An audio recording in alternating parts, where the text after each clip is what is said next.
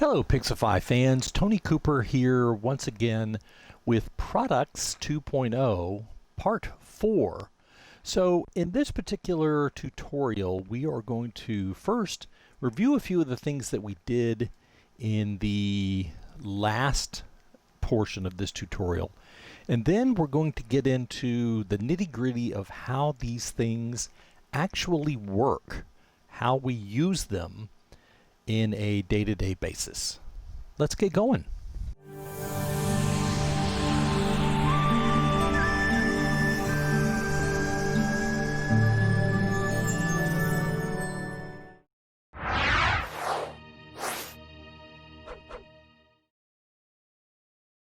So before we get started, the first thing we need to do is we need to go right in here to Pixify, and we're going to take a look at things that we have already set up. As you know, we've been working in templates, product templates, and we're going to go over to our product statuses. That's our first place. So in the last three tutorials, what we have done is we have set up a series of statuses that essentially guide the process for our automatic workflows, for our status changes, for the life of an album that we're calling the legacy.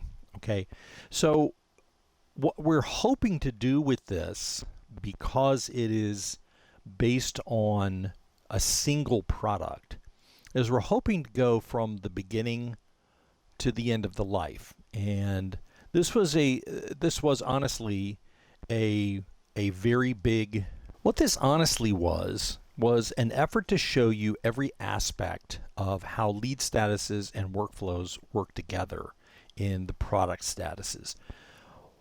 What we're going to do real quick is just review. The first status that we come across is client placed order, which begins a workflow called full workflow album legacy. What we really need is this workflow. All we really need is the full workflow, because we can actually set that one up so that it changes all the statuses, so that it does some of the things in some of the other workflows. But we had a lot of things going on in some of these workflows. If you remember, for example, in some of the workflows that we did, and we'll do here in product ordered, for example. In this workflow, we had an email that was sent out to the client.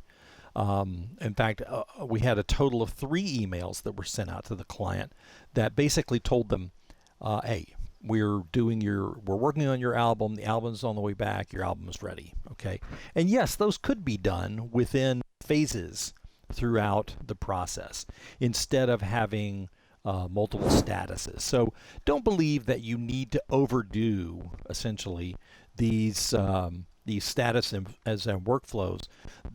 The honest effort that I was making for part 3 was to make sure that you had the opportunity to see just how integrated the two are and how deep you can go in order to get all that stuff laid out properly. Okay, so this one also had a phase that had a task that had us asking questions, and if the question was okay, then it switched the status and we were back to our statuses. And some of our statuses had automatic changes that went down to other stuff and back up to this thing and that thing. And you either need an engineering degree to figure the whole thing out, if you weren't with me in part 3, of course, or you need to just have a single workflow. Okay, and you can do both. So what we're going to do is, and you do remember, of course, that we also had several of the emails that we set up as part of our product workflow. And if we scroll down here to the products type, this one here, okay, so products is a type of email that is only used in workflows presently, only used in workflows that are of the product type, so product workflows. So all of these are all of our product emails that we set up while we were creating those workflows. So we set up a bunch of stuff, and I wanted you to be able to see kind of what they all were, how they work together: client notification, client status update, album finished, question about has the lab finished. So this one probably went out to a staffer. Lab not responsive, you didn't get any information back, that goes to the staffer as well. Product reviewed. So there was a bunch of stuff that we set up inside of our workflows, and I think we even had a questionnaire in there, which was asking questions of our client, specific things about elements of the album that we wanted them to be able to tell us what they want, sizes and number of pages and covers and all kinds of other stuff. And then of course you have the switch of statuses within your workflows that you can do, and multiple workflows had switching statuses, and you could easily control how things went by checking, asking questions: is the album ready to be delivered? And this is something that is coming into the staff, and the staff says yes, then it switches the status for product ready for delivery. But you don't need all of these statuses in order to accomplish all of the things that we did in our multitude of workflows, just so you know. So what we're going to do in this particular episode here is we are going to go back to the top here. I'm just going to scroll this up because I just have way too many emails and I should go through them at some point and clear them out. So let's go back to our product templates for a minute. Right, so here we are on our product templates stuff, and one of the things that we wanted to try to do with our product templates is we want to make sure that you understand how these product templates are set up and look. So what we're going to do today is we're going to create a couple of items, a couple of product templates. We're just going to go add template, and remember how the type is important. Okay, so if you have the type set up, you can control or view your statuses by type. Okay, remember that, because that's going to be critical down the line. So what we're going to do is we're going to create a status or a type from Makeup Services, and this is going to be Senior Portrait Makeup. Okay, so Senior Portrait Makeup, all your makeup needs. So we're not going to get too detailed in it. It's 125 for that. It is not physical. It is not taxable. They can't order multiple. But down here, we're going to add this to a category. We're just going to add it to our seniors, and we're done with that. So now you have your product categories, okay? So you also are going to need your product workflow. Okay, so if you already have one set up, and I'm just going to use my test product workflow for now. If you already have one set up, because we already did that in part 3, you would have your product workflows set up as to what you wanted them to do once that product was selected. You're going to select that. And then on this question, now this question is unique in that it controls whether or not the product template tracking is added for this item. Okay. If you say, and no is the default, even though you have the 2 dashes, no is the default. And what this actually means is that if you have this set to no, then whenever somebody orders this, it's not going to show up on this page. It's not going to be assigned to an owner. It's not going to be assigned to an event. It's not going to be assigned to a project, which are the only 2 things you can assign projects to at this point. And if if you have, if you don't want to have to track this item, if you don't want it to appear on this list, if you don't want it to be in the pipeline, if you don't want to use the statuses for it, then when you're setting this thing up, leave this at no. However, if you do want to track it in here, if you do want to keep track of everything that happens in your statuses, if you want it to be listed here in the tracker, if you want it to be in your product pipeline, then when you are in that template, set this to yes. That's very important. Okay, and then if you want to set a due date, if you have an idea of what the due date is going to be, all right, then you can set that here. And it only becomes critical, and this is optional. It only becomes critical if you have a specific promise that you have made either to your client or you've made it to well, to your client, really, because your client's is the main thing, right? You only have your client, and then you have nobody else, because you can make promises to your staff that they may have a certain product or subproduct that you need in order to complete another item. But if you have a specific promise by time, you want to go ahead and set that here, and you want to say 15 days after the product is added is what its due date is. Okay, so you can save that. Now, one of the other things that we didn't talk about when we were setting up our products in order for them to be tracked is that presently, if you are using your product templates correctly, and remember that the product or the workflow will show up here in this area. If you want to take full advantage of the entire processing capacity of the product workflows, you want to use this section. Now, it's not in there. That particular section is not in there when you are setting it up, but if you are editing it, it is. And what this gives you the ability to do when you are adding vendors to a product's object. Let's just go ahead and add one so you can see what we're doing. We are going to add one of my favorite makeup artists, and we're also going to add, do I have another makeup artist? I think I do. Yes, Jordan Wynn. Okay. So we're going to add our two makeup artists. And one of the things that happens in my product workflow for makeup artists is it sends out an email to these vendors. And in these workflows or in these emails, what I say to the makeup artists is, if you are available this day, please respond as soon as possible. Whoever is first back to me is the one that I add to the calendar. Okay, the other one gets taken off and they don't get any more emails.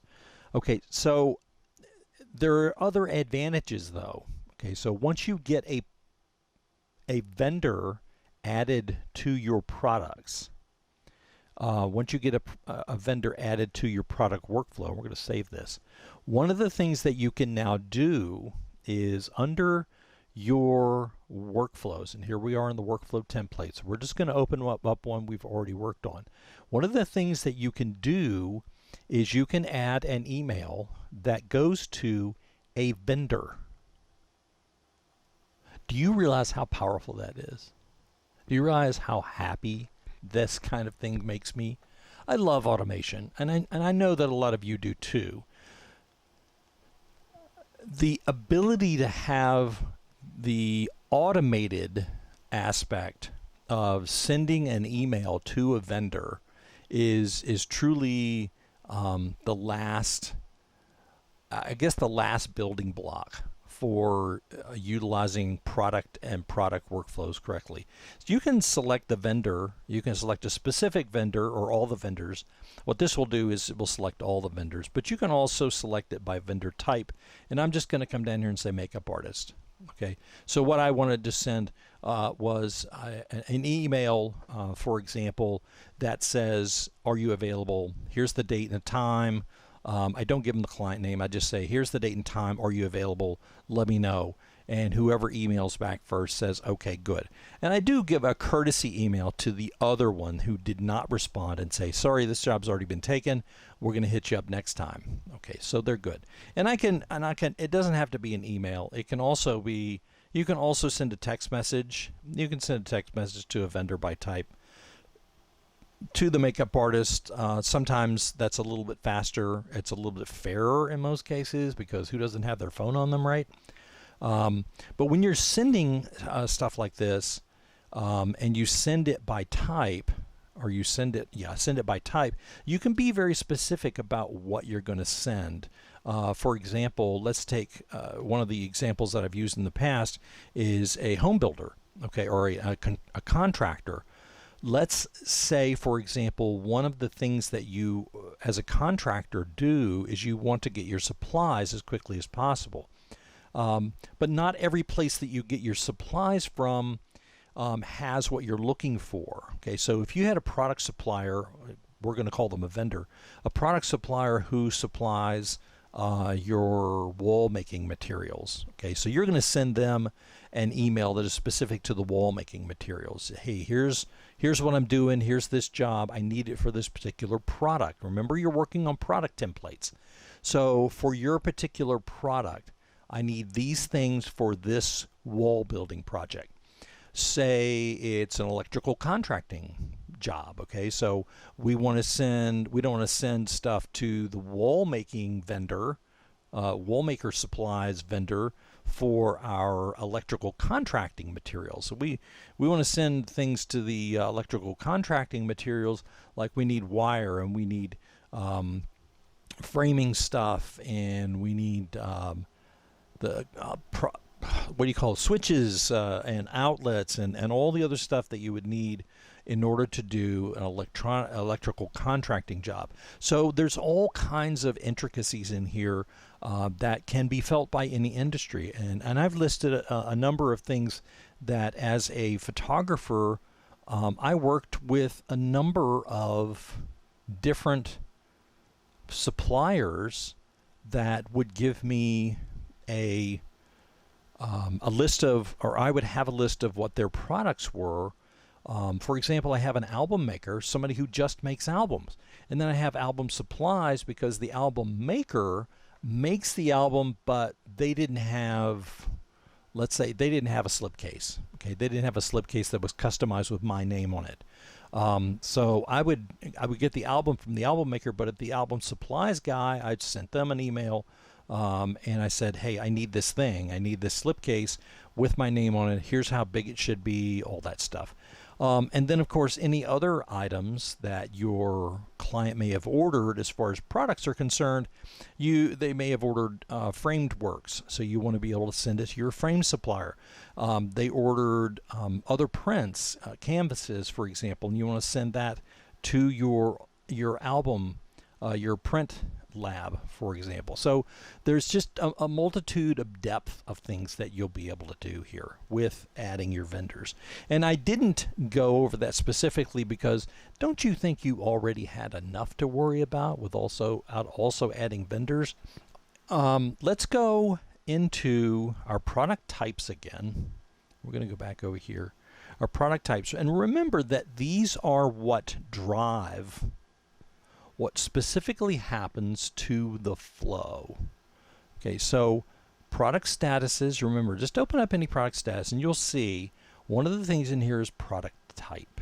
Okay, and remember that the flow is in your pipeline and your flow is based on type. Okay, so we want this particular thing to be based on wedding album. If we switched it to a type that just doesn't have anything at all, session fees, for example, well, there's nothing with session fees. Okay, down here, we don't have anything with session fees, so it's not going to show up. With no product type, there's nothing with no product type, so that's not going to show up either. Everything we have, all of our products that are able to be showed up, and this product pipeline has to do with these things, okay? And there's only one right now, okay? And it has an item, a product that has a type of makeup services. Okay, so this is just the one thing, and it was added a couple of days ago when I was testing something. So we go back. So you can see that by using the filters based on the product types, that your statuses will show up in the pipeline with the way that you make your selection. So in this case, we're just going to leave this at wedding album because that's what we're looking at here. Okay, and everything is on there that you have. And you can, of course, reset your view. Sometimes you need to reset your view because there are things that just need to be updated. But we're looking at our pipeline here with just the wedding album, and we don't have any wedding album items out there. If you're going to use your statuses based on type, and use the pipeline. Now the pipeline, of course, just like all pipelines, can be put onto your dashboard along with everything else. Okay, so now you understand that by using the product templates, and we'll just go back to the one that we set up for this, that by using the product template with these extra add-on things down here, you can assign the workflow to the product. Okay, the workflow will execute. The workflow doesn't require anything else for it to execute. Okay, it does require, if you want to have the ability to look at things in the product's tracking window, okay, then you do have to add it to an object. You have to add it to the project, or you have to add it to the event. And to do so, you just switch this to yes for this particular product. And then if you have a fixed due date as far as amount of time, then obviously you're going to add that here.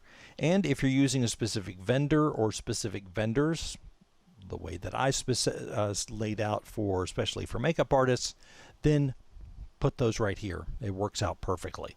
So you can email your vendors as well as your clients and your staff to keep going. So set realistic. When we were talking about due dates a few minutes ago, I talked about wanting to make sure that you have realistic due dates. I put 15 days here, but is makeup really going to take 15 days? This is a date which for products may be best used for products that are material products, things that have to be produced, which is part of the word product. This may not at all apply to makeup, for example. So if you just want to turn this off, if you set it and you want to turn it off because it's bugging you, just go up here, click the double dashes, and you're done. Okay. Of course, you need to save it. But the double dashes means that you're not selecting days, weeks, and months, that you're just double dashing, and double dash and Pixify means nothing. That's what it means. But what I wanted to make sure that we covered in this under your due dates is make sure that your due dates are realistic, because remember that a due date is specific to how long your item is going to take to produce from the moment it is added. Okay, and where it is added or how it is added varies from place to place. So if you're adding it to an invoice and that invoice is being generated right now and paid for, then that product goes right into production. Okay, if you have a booking page, okay, and you add it to a booking page, that product, because there is linking directly to a product in a booking page, is a direct link. And by direct link, what I mean is that you are invoking that product whether it is part of the invoice or not. Okay, and I think that just adds another layer of that available product workflow power, that separate workflow from your project and or your event, and everything else that Pixify has workflows in, and other areas where you can actually generate a workflow that is doing stuff behind the scenes, things that your client doesn't need to know about, all the communication ability switching statuses, sending out questionnaires, getting all kinds of information ready for you. There's just so many things. And remember, the interface for all workflows is still, including in product workflows, you still have the ability to add Zapier triggers. And right now, there are probably the interface usability from Zapier into other products, external products, is probably in the hundreds. Okay. Just recently, I was looking at the ability to add the company Handwritten. Handwritten has a gargantuan supply of handwritten notes and cards that you can send to your clients. If you get their mailing address, we all like mail, right? Like real mail. And we go to our mailbox and we get the things that we've got a flyer from the latest political campaign, and we've got a car dealer that wants to sell you a car, realtors that want to sell you a house, and we've got all of the other places you've ever ordered anything from. You've got their magazines and their latest specials and their peel-offs and everything else. But you don't have anything that's personal. We like getting things that are personal. I really do. If I get a card in the mail, the only reason I look forward to my birthday every year is because I'm getting a card or 2 or 3 or 4, whatever it is. But wouldn't it be nice to have the ability to just generate that automatically send that card out and say, thanks for your order, thanks for your business, happy anniversary. You can set up a Zapier trigger just like this. When to send. Let's do 12 months after workflow is applied. Well, this is not a good example. Okay, let's say it's for a wedding. Okay, so a wedding, it would be after the event.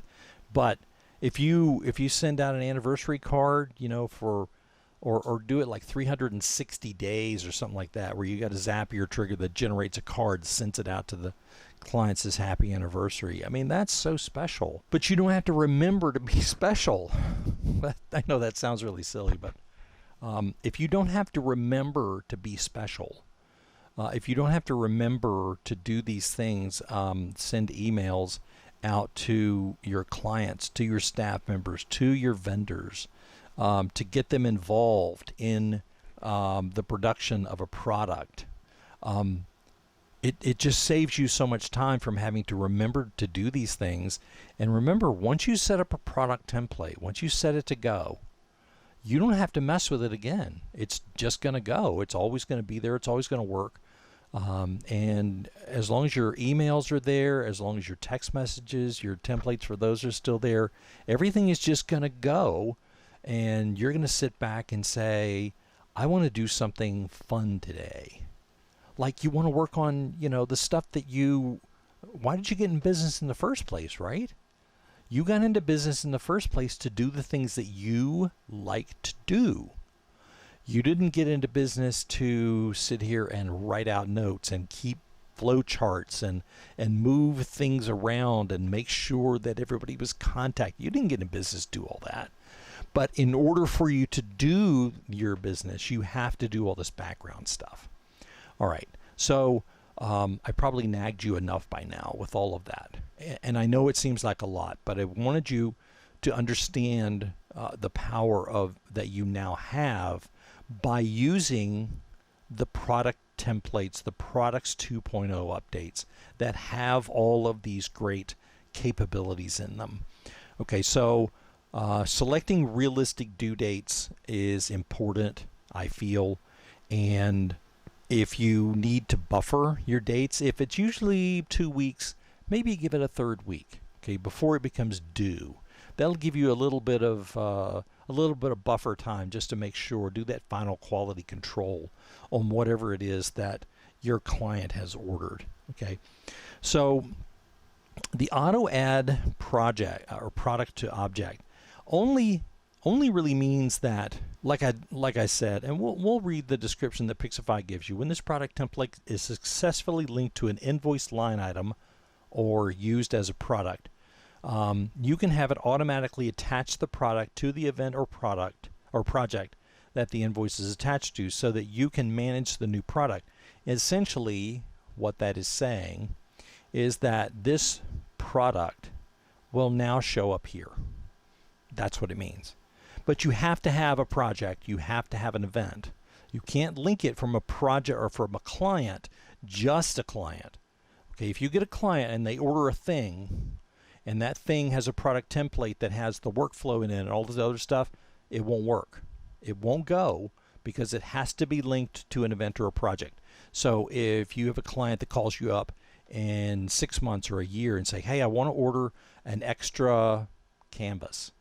Well, you can add an invoice to the old event and do it that way, or you can create a sub project, just another project, and say, okay, so I'm adding an invoice to this project, and this project is for ordering another canvas or another whatever. And when you do that, then you have something for the product to attach to.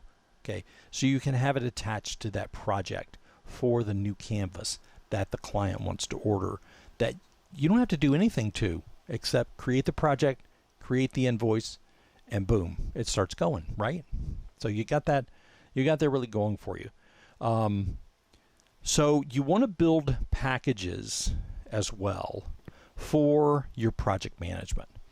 So before you build packages, build your product templates. And we're over here in this one, in our makeup product. And this is not really a product, like a physical item, but that doesn't matter, because you still get the advantages of using a workflow, right? Okay, so if you have a few products, and we're gonna create a few here. Let's say we're going to create a package that has a couple of things in it. We're going to have our wedding time. Well, let's do a session. Okay, so we have our session fee, and we're going to do a test session fee. And this is going to be $250, and it's not physical. Can't order more than one. Product categories, as well as only one product category, so it's just going to select the one. Oh, no, there's more than one. So we're going to do, well, we're just going to leave it for now. But we're not going to add anything to our product workflow, because it doesn't, this particular product, the session item itself, doesn't require a workflow. So we're going to save that, okay? But we do have a couple of other items that we add to this package, and one of them is makeup services. Okay, but we're just going to use this makeup service thing here. Okay, and one other thing that we add is we're going to have an external service that is going to build custom set. Okay, so we have a guy who builds custom sets for us, or they used to, and he always charged me the same price, but because our client, we're going to have a package that has building a custom set in it, because that's what we want. And this is a physical item. And the custom set, don't get me wrong, this isn't, some big elaborate thing. Instead, it's custom items that we put within a set. We have a rather traditional backdrop. But the thing about these custom sets that I used to do is, when we were done with the set items, the client could take them with it. So it was kind of cool. So product category, we're going to call this a portrait item. And here we're going to assign a different product item, and we're going to add it to we're going to add it to the object, add the object to the event, and we're going to say we're going to need this in 30 days. Okay, so save that. All right, so we have 3 items. We have the session fee, we have the portrait makeup, and we have build a custom set. Okay, so let's go over now to our package templates, and I'm going to show you why this is important. All right, so we already have some packages over here. Let's look at, for example, let's look at our wedding base package. Okay, our wedding base package has a few things in it. Oh, doesn't have anything in it. Oh, there it is. If I had just waited a little longer, it would have shown me the whole thing. So our wedding base package has 2 items in it. Basically, the coverage, okay, and the preview album, and that's all that's in this package, okay. But here's the thing with the way packages work right now is you can only see what has been added to a package. You can't add a product template to an existing package. So you have to create a new package in order for these products to be added in. Okay, now this says it is linked to a product template. The wedding coverage is linked to a product template, but it doesn't show you what that template is. So we're just going to get out of this. We're going to go back to our packages, and we are going to add a new package.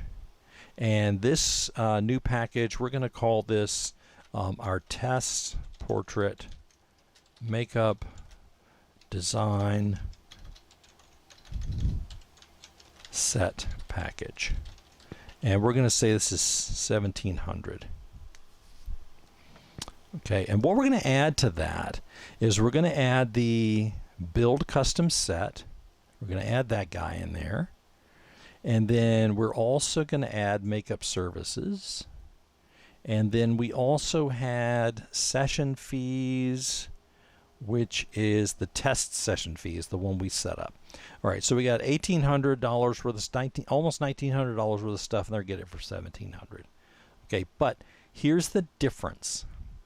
The difference is once the package is created, and this is our new package here. Once this new package is created, all of those products are now completely linked, really linked to items that are product templates. So build custom set, it is linked to the item that we already set up, and we already know that. Now it says that it is right here. It's linked to a product template. So what that means is that if we go over to the invoice and we create an invoice, we do add new invoice, and we are going to create a new invoice based on the event. Let's just pick one off of our list here. We'll just say it's this one, and the due date is also going to be the same day, and we're going to create the invoice. Okay, so now we're going to edit it, and so we've created that package. Okay, that package comes from, or is created from, the individual item. All right, so you can add a specific line item, okay, and it can be based on products, or you can select it by specific types. So you can come down here to just your session fees, okay, and you can select that specific item that we set up that is just our test session fee. Or you can go down here to our external services, and you can select that item, which was build a custom set. And you see the little lightning bolt here, right? That little lightning bolt means there is a workflow attached to it. How does that help? Because you know that you're selecting the one that actually does the workflow business by doing that. And when you add that, it sets it up. Of course, it has the item in it as well as the price, and when you save it, it adds it to the invoice. But we're not going to do a specific line item, which is a single product. Instead, we are going to add line items from a package. Now, we set up this special package, Test Portrait Makeup Design Set Package. It has a whole bunch of stuff in it. So we're just going to add that one thing, and we're going to answer a couple of questions here. This is just for the purposes of please package total and first line item. That's fine. Create auto payments.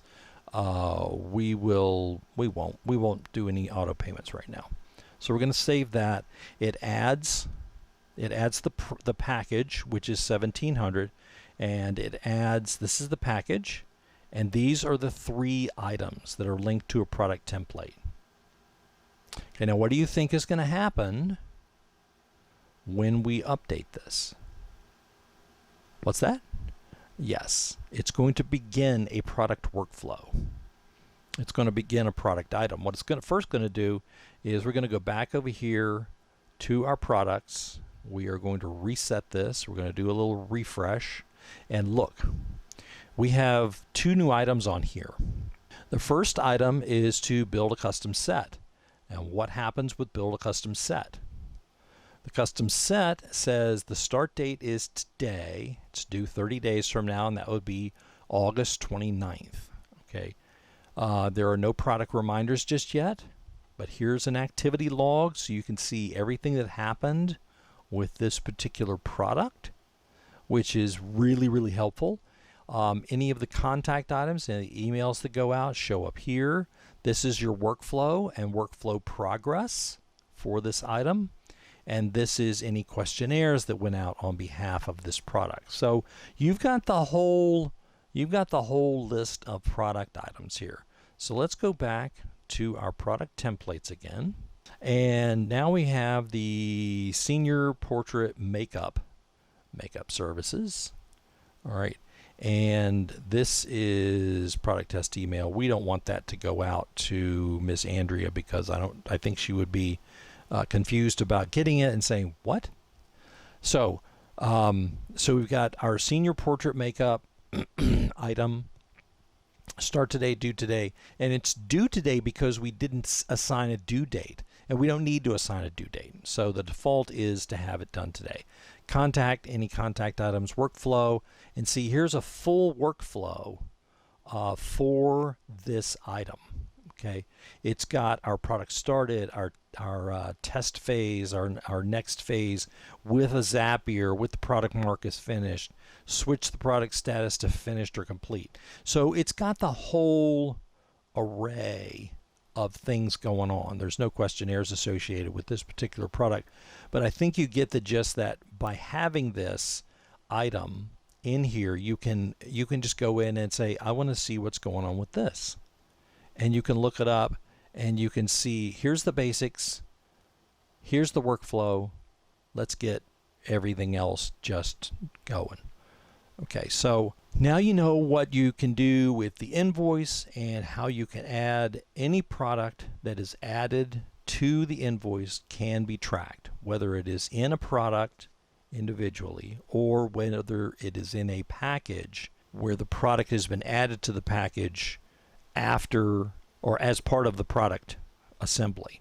So after the fact, I want to make sure you understand this, that in our product templates, if you have added this item to a package, and we did, okay, if you have added this item to a package, if you go in here and you make changes, for example, you're no longer working with this makeup artist anymore, you just take her off, and you decide that you want to change the workflow to another workflow, and you save that. You don't have to update the package a second time. Okay, so it's just done. Everything that goes on the product template stays on the product template. So whenever you enable it from a package template, when you enable that product template, anything that you've added or changed about the product template, it takes place separately. So you're good to go on that. You don't have to worry about having any of your items have to be updated a second time within the package itself. Any product that is added that has a workflow will start the workflow. And be mindful when you're building workflow timing that you want to make sure that you're sending out these workflows that we have looked at based on the time that it is added. Because remember, one of the things that we did when we set up all those workflows is we added our workflow timing based on when the workflow was applied. So remember that you have other settings though. You can activate something, an automatic item, before the product start date, after the product start date, before the product due date, and after the product due date, and of course after the workflow is applied, which is what we did for this one. So there's a number of considerations that you can have when you are building your workflows, when you are building your statuses, when you are building your product templates in order to fit a specific item, even if it's for a package. Remember that if you have a package item that's just ever so slightly different with a different kind of product template, then make a new product template that does the same thing, only adds that extra little whatever. Okay, so you want to have all your different products updates, or your product templates, you want to have them all set so that even if you just have a different number of them, a different number of product templates that you're using to satisfy different needs. For example, you may have a product template in our makeup. You have a product template for makeup that is typical glamour makeup. You may want to have one that is Halloween makeup, somebody who specializes in that. You may want to have a different one that is makeup that is extreme makeup. Okay, I know there's a thing that it would apply to. So you see what I'm getting at, though. Or if we go back to our contractor example, which I think was one of the things that I found the most interesting, is that if you're putting on one type of roof on a house, maybe it's a lifetime roof, and maybe that lifetime roof needs a different kind of liner underneath the shingles, or maybe it needs a different venting method, or whatever it is. Or maybe you're doing a roof with guttering. So when you've added the roof, you added the gutter. Is it a special guttering? Is it the kind that's anti-clog, or is it just regular old guttering? You can see the various nuances that you need to think about when you're creating this whole overview.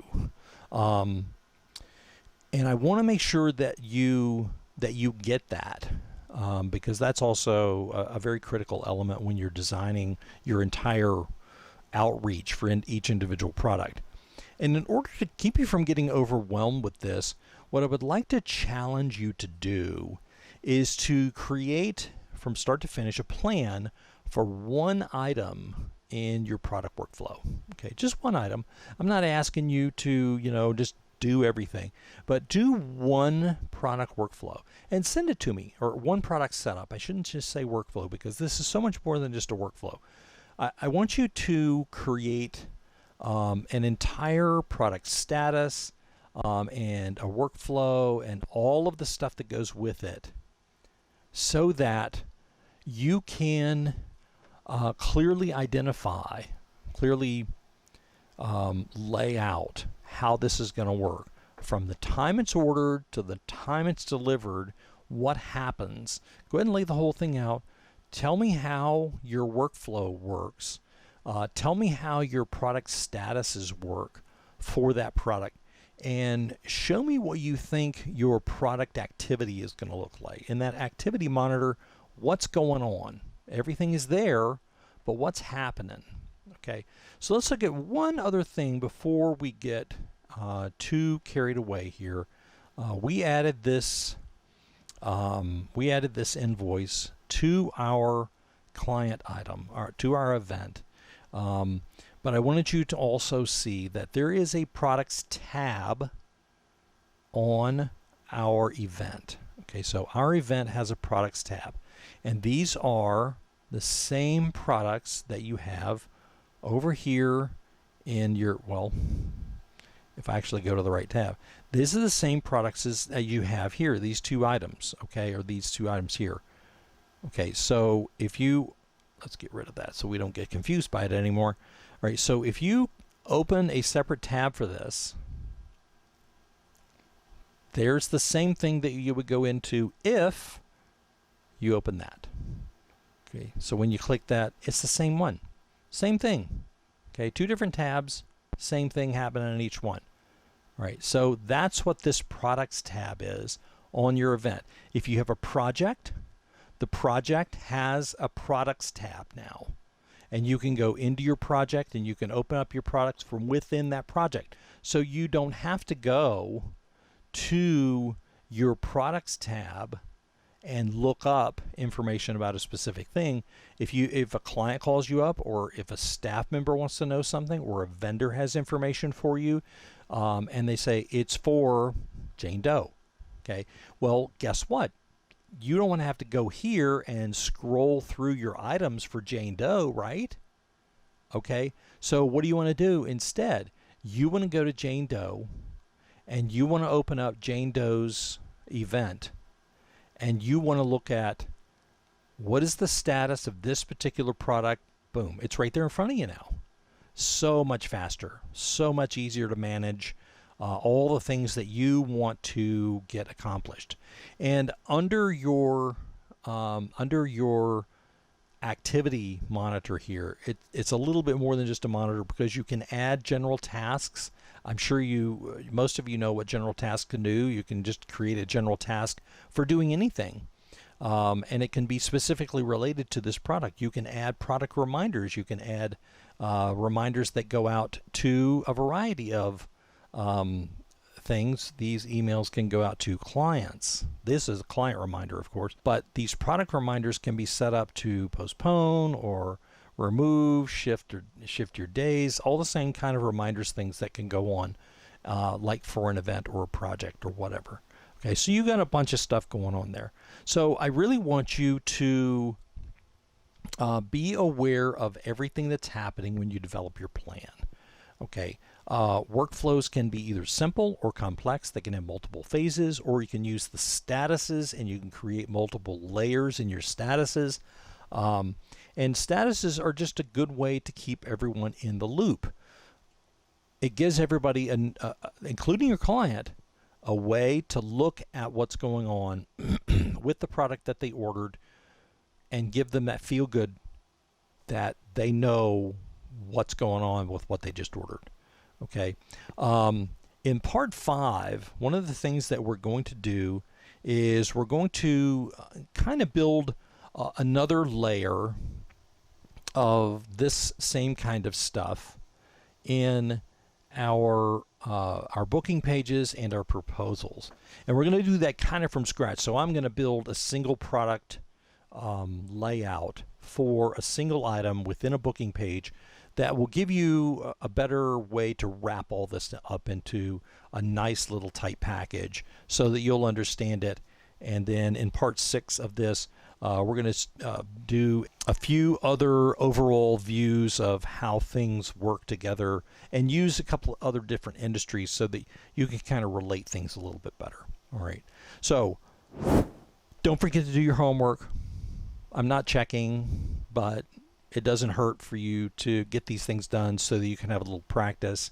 Contact me if you're having an issue, if you want to have a little help, if you want to see if what you're doing is you're on the right path.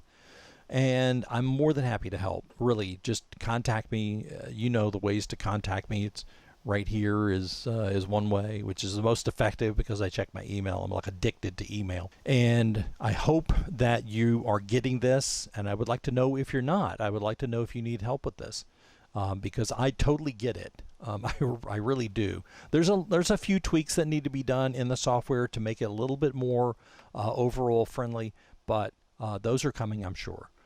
So let's get busy on getting these things set up because it's a great system. I hope you all are having a wonderful day, and I hope that you will watch the other 3 parts of this to get a little bit more of the background of what I'm talking about in this one, and that you will continue to watch for the remainder of the series that includes things about booking pages, proposals, and a couple of other examples. I hope you take care and be safe, and we'll see you later. Bye-bye.